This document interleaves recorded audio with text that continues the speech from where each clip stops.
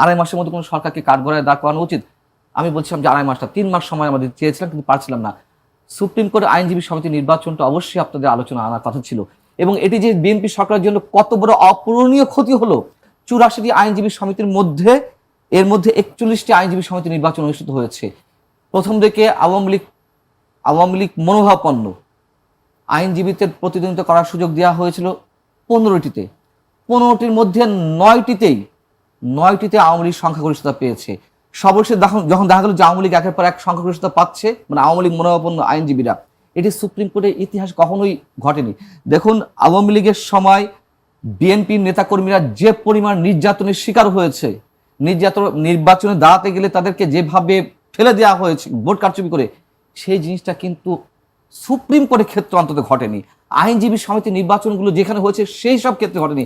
যে এইবার 70 বছরের ইতিহাস রেকর্ড করা হয়েছে। আওয়ামী লীগকে যে কারণে বিদায় নিতে হয়েছে করুণ পরিণতির জন্য, আমার আশঙ্কা বিএনপির জন্য সেই করুণ পরিণতি অপেক্ষা করছে কিনা